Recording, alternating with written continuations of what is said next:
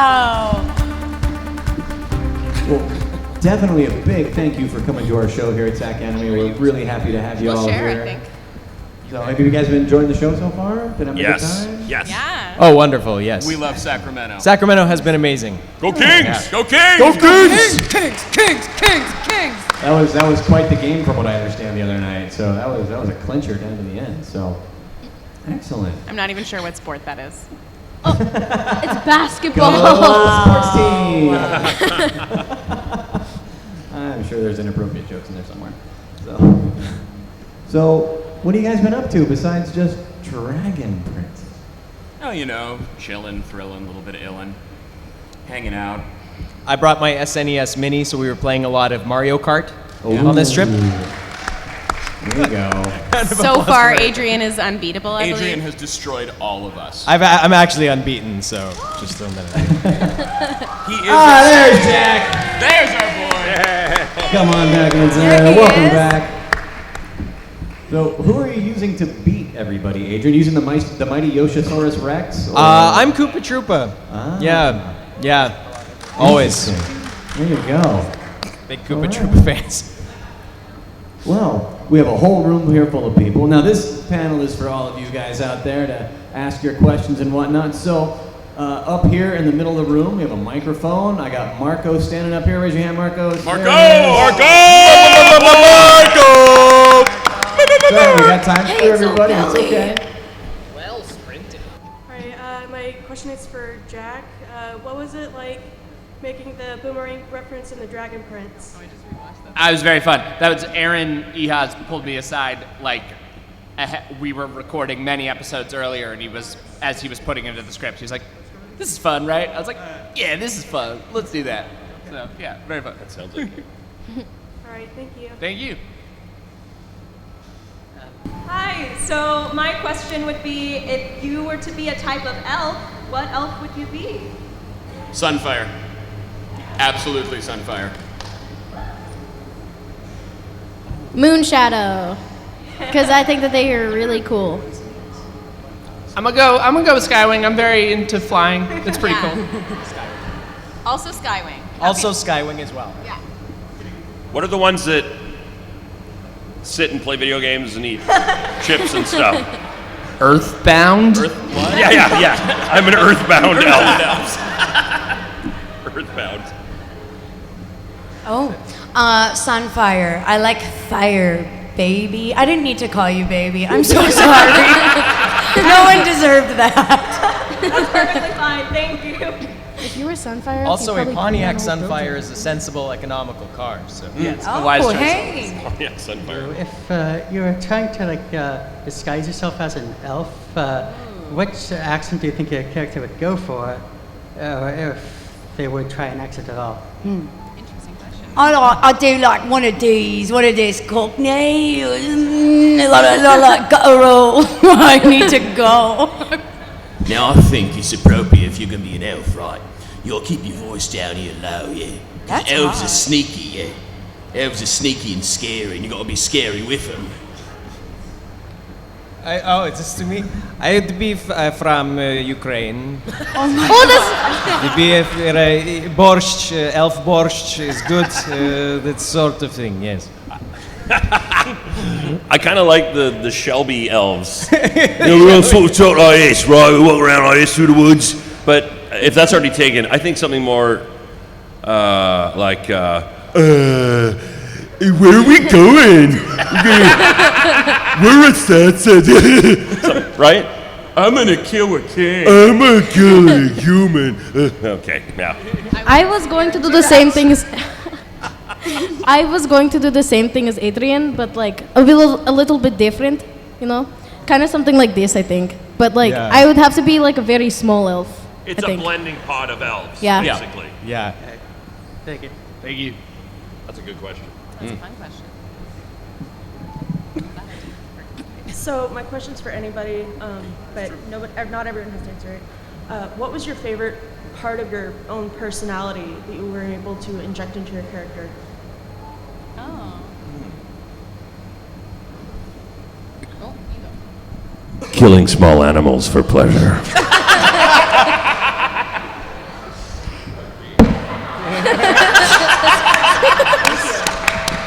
Thank you! Well, there's our time. Hi. I'll answer that question. Okay. Anyone else want to answer that? Oh yeah. To answer, yeah, it was a great question. For me, I think I try to be a very positive person. I'm nowhere near as positive as Gren is, but I think finding that sort of love and a little bit of naivete, but then sustaining it for like always was really fun. So that's yeah. I like the sense of like big brotherly protectiveness. Oh, I came on in the middle. I relate to that, the loyalty that he has towards Ez, and then personally, I like being able to explore the feeling of self-doubt that character starts with. Is something I definitely relate to. I think I relate to Ezrin because every time everyone underestimates him for his age, and they don't think that he knows everything or like anything in general. And like I can relate to that because everyone thinks I'm really young, so I wouldn't know anything or I don't understand anything. But surprisingly, I do. So.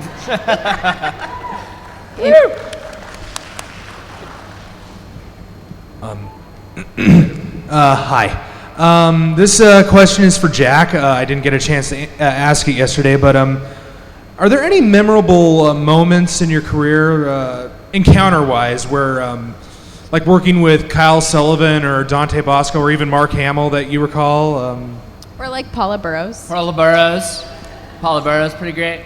But of course. Yeah, I mean, they were great. Kyle and Dante are both people I got to work with for a while, so we legitimate, like, friendships and great working relationships. Kyle and I, that was like summers all through high school with that cast of all that. So that was a real home feeling place that was fantastic. Mark Hamill, that was like a total dream come true to just be in the booth as he was doing his thing.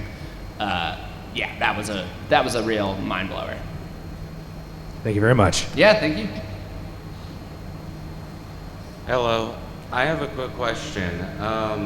In your careers, how many times have you ever on trips gone into character and messed with each other?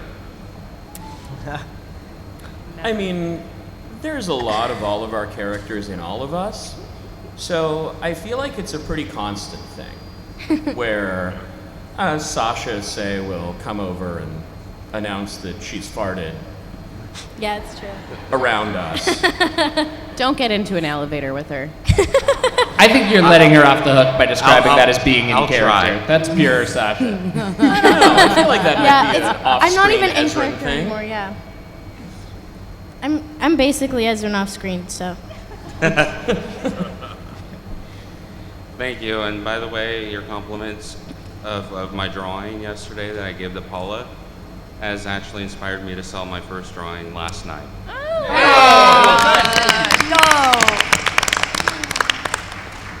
Hi. You look amazing.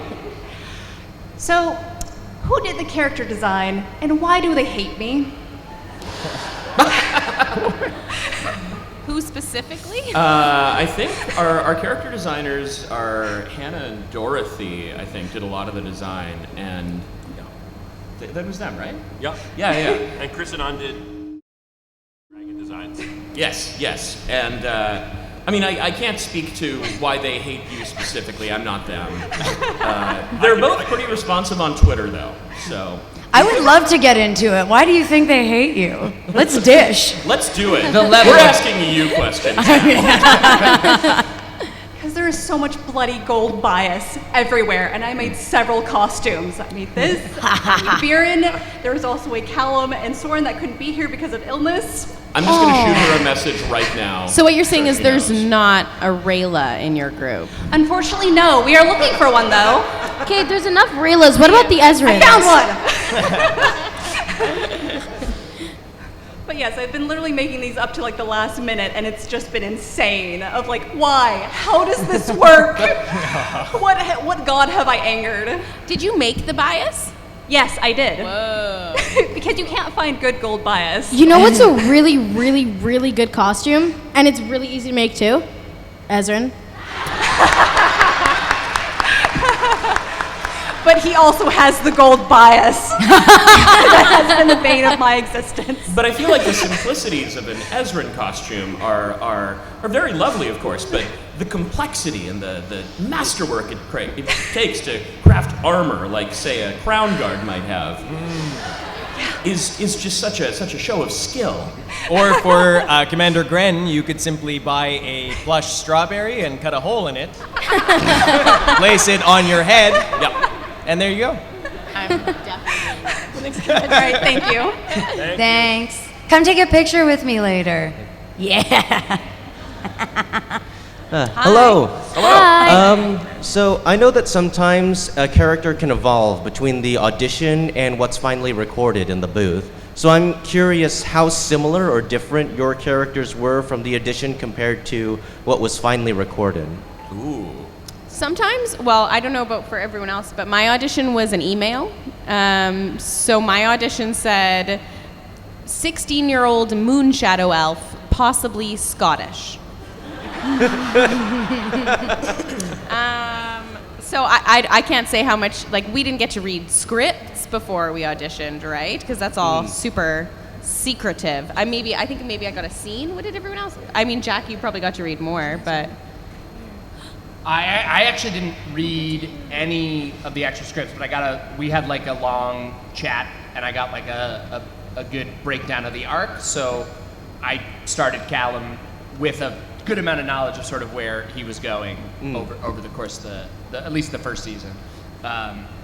So I think I started pretty similar to where he landed. Does anyone have more transformative journeys? I'm of the impression that Rayla became much more awkward over time. That wasn't intended, maybe. I found for Soren when I got the breakdown for him, it said, teenage Jaime Lannister. One thing that I remember being told in the callback was like, think like James Spader in an '80s movie, and my audition was significantly jerkier than I think he ended up being. It was a lot more James Spader in a John Hughes film, being very sharp and very like, oh yeah, that's ceremonial armor, but it's nice, it's fine. It's 3 times as heavy and doesn't protect you, but whatever. Just a lot snippier to him. But I'm happy with how he evolved to be so much more heartfelt and so much more real than being John Hughes' villain. Had I known who Viren was and would have become, I probably would have not gotten the role. I probably would have oversold the audition and tried to make him bigger and more evil. But because I didn't know who he was just in the audition on the sides, he was the king's advisor. So the sides I got were when he was talking to Harrow about how dark magic can help them, and Harrow saying, it's evil and dark, and he says, yes, that's the point. And I really just sort of played it off, just kind of threw it away a little bit. And I know that the creators said that that's kind of what sold them on it. So from that point, as we went along in the seasons, he then got to be bigger, a little more, I don't want to say grand, but there is certainly this presentation that Viren has as he starts getting power and gets a little crazier and darker and more evil. Right. But if I had done that right off the beginning, and I probably would have jumped that gun because it's exciting to play those kind of characters. So I probably would have overdone it. So I'm glad I didn't. Okay. In my audition, I just tried to channel like a 9-year-old boy. So I was like, okay, he's gonna be fun, he's gonna be goofy. But then I was really tired during my first audition, so I just didn't try at all. And I was like, I'm obviously not gonna get it. I haven't gotten any other voice acting roles. This is gonna be my first one. I'm not gonna get it. I sent it in, and they really liked it. I don't know how, but yeah. So I mean, at first he was like a really goofy, fun kid, and now he's showed that he knows a lot more than he used to, and he understands this world more now that like he's lost a lot of things and he's been through some traumas, and I don't know, he's fought through everything. So I think between my audition and where Claudia has gone to, I think she's gotten a lot goofier. I mean, one of the character descriptions when I got the audition was she's like Phoebe Buffay from Friends doing dark magic, but I didn't but the sides that I got, signs is a script. Sorry. Listen. Anyways, when I got the sides, I'm like, oh, how do I make this funny? Because it wasn't any of the goofy lines. It was like her doing spells. So it was really cool to see. Like, I did it very intense. And they were like, okay, they asked my agent, like, does she do comedy? Is this, like, can we loosen her up? Like, what's going on? And I did, eventually. And hey, she's goofy now. So... Good. Thank you. Thank you. Great. Thank you. Thanks. Appreciate it. Hello. Thank you guys so much for coming. We're all so excited that you're here. I wanted to ask, The Dragon Prince is a show that has a lot of... Are you okay? No. Do you need a minute? I am here and I am with you. So The Dragon Prince is a show that has a lot of adult themes, including war and murder, and a lot of morally gray characters who sort of seem to shift from side to side. So I wanted to ask you guys what it's like to work for what is ostensibly a children's show that has these themes and these characters. I love that the show gives children the credit they deserve for how intelligent they are. Yeah, absolutely. Absolutely. I think there's a lot of children's programming that sort of panders or talks down to children and doesn't really recognize the complexities of how they feel, you know. And I think that's why some of the classics that we grew up with. I just took my son to Disneyland a month or two ago, and I was on the Pinocchio ride, and I was reminded of how horrifyingly scary the movie Pinocchio is. And that I was like, this would just never get made today. People would say, you can't show children this. It's absolutely terrifying. And so, yeah, and you know what? Kids lose parents. You know, kids have all, you know, they have all sorts of obstacles and challenges in their lives. And I think it's valuable for them to watch something that shows other people processing these things, and as I ramble. Go ahead. That's what Adrian said. I have an 11-year-old and a 15-year-old, and when we have the opportunity to watch a show and then discuss relationships and death and morality, that's a win for me, because I don't want my kids going out into the world and finding that out from somebody else. I want to be able to do that, talk that stuff with them. And this show is, for me, it's perfect for that. They also get to watch Dad do his thing, and they don't care about that anymore. They love to hear, and they know all the people on the panel, and they just love to see them work. But they can put that aside and go, well, how come this person has two moms? Or why is this person doing this evil thing? So it's a really, really great, I think I'm saying exactly what you said, but it's a personal experience for me as a dad. So what Jason said. Yeah. Great, thank you. Yeah. Thank you.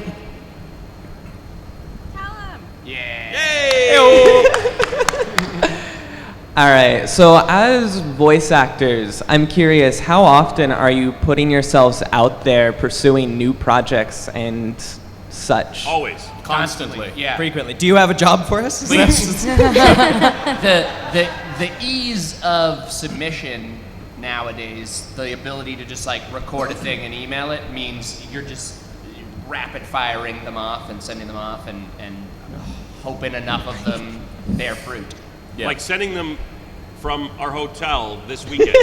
Yeah. Sending submissions for things. We each have a microphone in our hotel room right now on the off chance our agent messages us and says, oh, we got a yogurt commercial for you.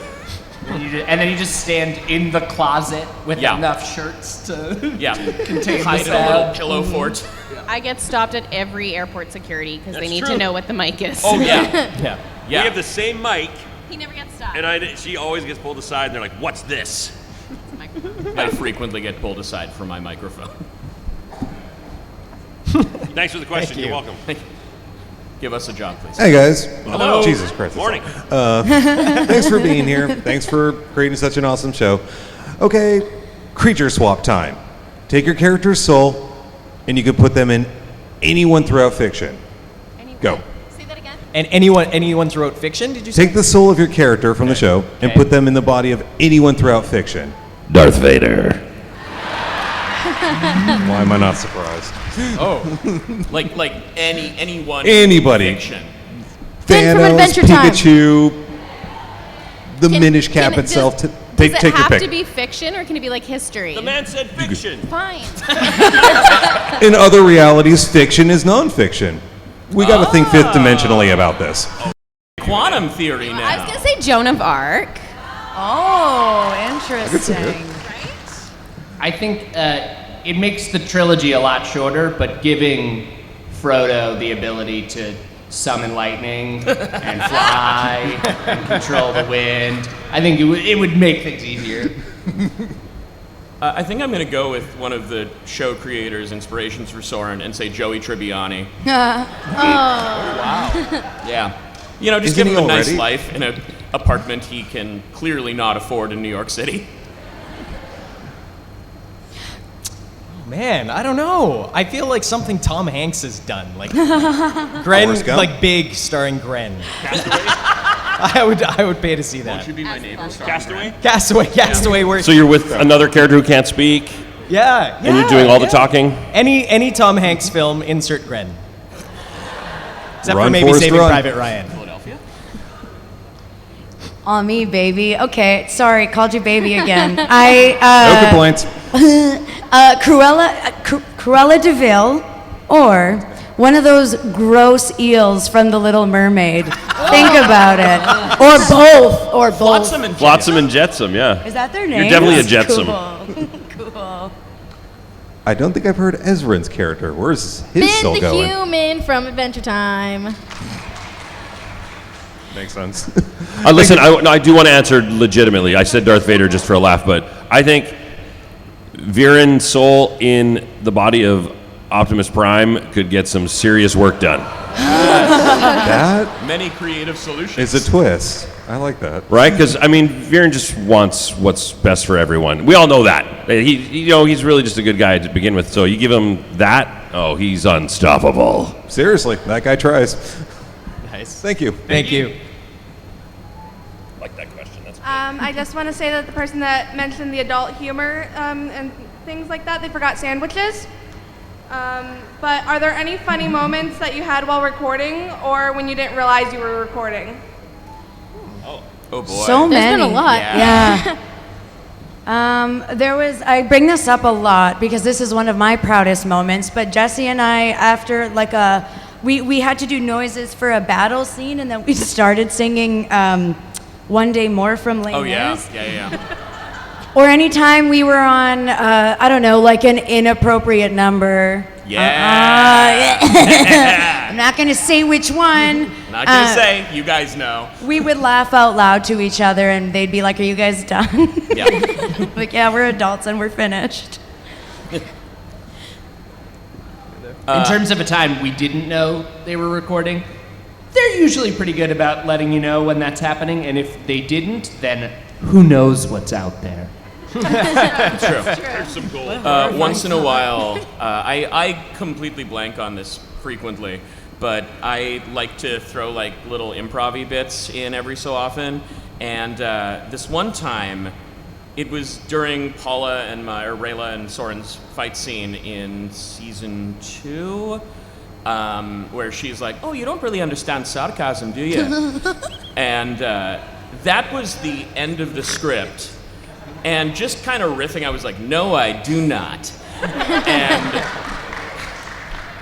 And then Devin, the lead writer, gets on the horn and is like, Jesse, could you say that again but louder? And I was like, what? Oh, you want me? Sure, I guess. And I didn't know what was going on. But it made it into the show. You're welcome. Thank you. Thank you. Hello, humans. Hello, fellow human. I just wanted to get all of your opinions on a question. Captain Jack Sparrow or Captain Villas? Which is the greatest pirate of all time? Captain Villas. I mean, Yeah. come on. Yeah. Yeah. I think it's a given. Yeah. I think, right? I mean, I'd like to know Burrows' opinion. I'm huge! Thank you. Wow. Thank you. Sparrow's way Thank better. you. Thank you. Sparrow's way That better. did not work, but that's fine. I loved that. Good morning. Good morning. Good morning. My question is, if all your characters were together in a room to play D&D, what class would your characters be? I don't know. I really want to say that Soren would play a paladin, but I don't think he's got it in his head to be like that spell-centric and math-centric, so I want to say barbarian. Am I the only one who's a regular D&D? Yeah, you're gonna feel I this. play Pathfinder, so I don't know if the Pathfinder's names are a fine. little Pathfinder's different. fine. Okay, I do that too. Yeah, mage, wizard, pretty easy one there. Sasha, you'd be like a druid, right? Yeah, with absolutely. an animal companion. You can like Oh, talk yeah, probably, to. yeah. What about Rayla? What about Rayla? Rayla is a thief, but specking into assassin. I would say Gren would be a bard. Yeah. Yeah. Yes. Yeah. Yes. Viren would be an NPC human noble. Well, what about all the magic? Why is that funny? I don't know what that means. It's a great compliment, believe me. It does not sound like a great compliment. Oh. Is there like a monster category for Claudia? Claudia would be a human sorceress, I want to say. Sorcerer? That makes sense. Sorcerer Yeah. or potentially warlock. I don't know how dark magic completely works. Anyway, this is just Jesse's D&D panel now. And you know what? Can I just say I like that how that sounds. Gren would actually probably be the parent of whoever's playing, bringing them cookies Yeah. and nutritious snacks while they play. So cute. Dad, I don't need orange juice. Thank you. You need your calcium. Yeah, that tracks. Hello. Thank you all for coming. And okay, louder than I thought. Anyways, was there a moment during recording that was particularly challenging or memorable for you guys? I couldn't say Curse Caldera. It was a tongue twister. I kept on going Curse Caldera, and I don't know. I had a really hard thing with that. Like that was hard, really hard. We had to when we were doing the spells, we weren't sure what we were going to do, how we were going to say them, so we tried saying them forward and then they would reverse them. Then we tried reversing them, and I would phonetically sort of in that on the spot learn how to say that word backwards, and then they would flip that. And then and that didn't really work. They eventually went back to the just delivering the line, and they reversed it and they put the cool stuff on it. But we tried a couple different things, and it was difficult. I think for me, the most challenging part was getting started. Rayla was is my only, other than Opelli and Berto, animated character that I've ever played. So I walked in very, very nervous with lots of professionals, and I was thinking about the work that I was doing as an actor, and whether the accent was Scottish enough or too Scottish, because it has to be understandable as well. And I was so nervous about all these people. So for me, like the biggest challenges was getting through my personal obstacles so that I could just do the work. If I had to do killed it. aspiro, which is like a big inhale and then yelling the word and then blowing out to the end of my breath. If I had to do that too many times in a row, I would almost pass out. So that was different. In season 2, Claudia says pancakes in one of the episodes. That was probably the lowest point of my voice acting career. I couldn't say it properly.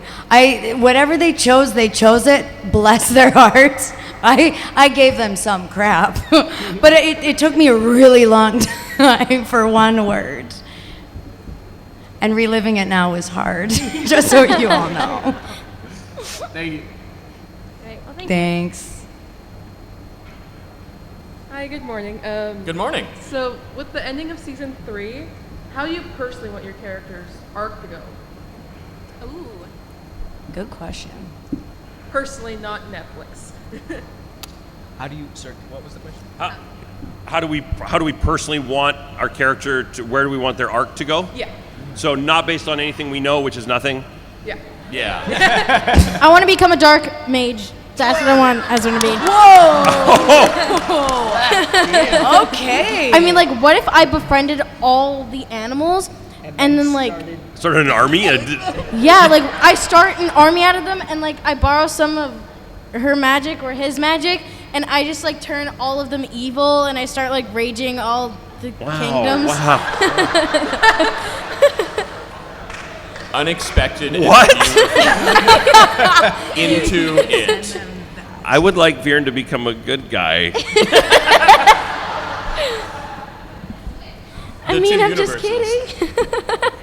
I would like Rayla to become like the head of the Dragon Guard for Zim. Oh, nice. I like that. Yeah. I think if we're really serious about peace, that Gren should take the throne.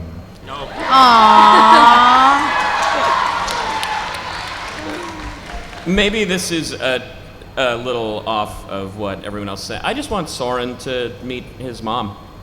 Okay. Oh, come on. What? Now we all gotta change ours. Yeah, that's Oh right. my gosh! I have an idea. Okay, that just gave me an idea.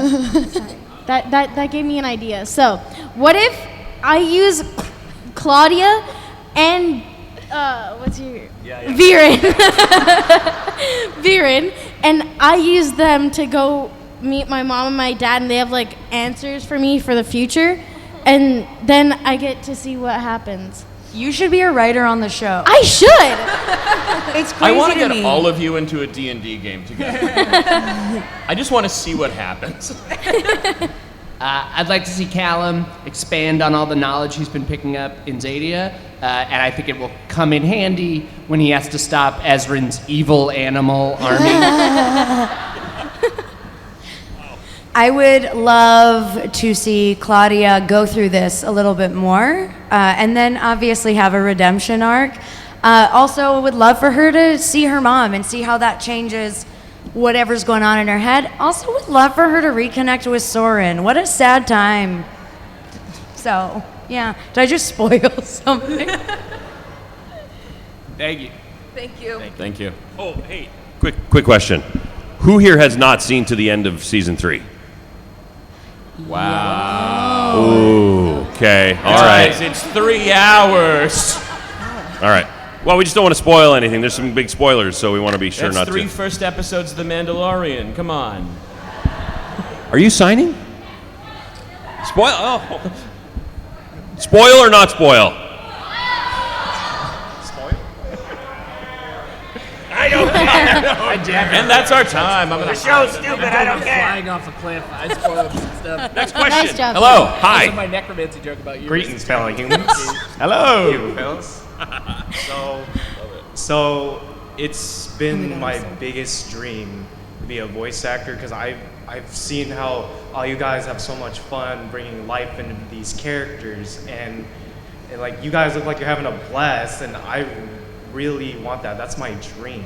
And so my question for all of you is how or what inspired you, all of you, to become voice actors? Because I'm honestly really curious.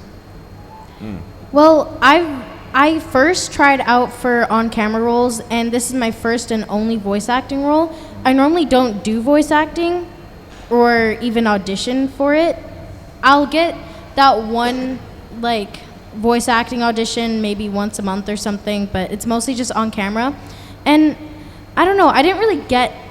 I got inspired to do it because I just thought of how many people I could meet doing voice acting, and I thought it was really fun because I get to meet people, I get to show up to work in any clothes, and I get to go to places like this and meet people like you.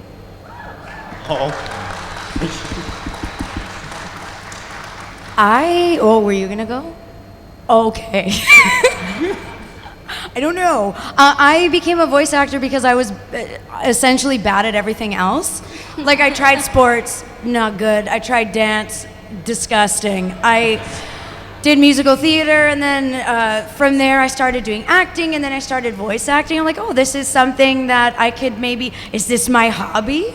And then I made it a hobby, and then now it's cool that it's taken a long time. Like, it takes a bit. Like, I've been doing it for 14 years, and now it's just starting to become something of a career, if that makes any sense. So that's me. I went to theater school, so like pretty traditional start in acting. I studied the craft, and then I started auditioning. I got an agent, and I started auditioning for film and TV. And eventually, as she got to know me, she recommended that I start auditioning for voice. So I started with commercial. I still do a lot of commercial voice and animation. Vancouver, we're really lucky. There's a lot of work there. So I think actors there have the opportunity to audition for many different types of acting. So when we're here, we're talking about ourselves as voice actors, but I think all of us are actors, and voice is the medium that we are representing when we talk about the Dragon Prince. So, I mean, any way that you get to share your passion and your craft, voice acting is just one medium. Specifically just to inspiration, for me a lot of it was just watching cartoons I loved and going like, yeah, I want to do that.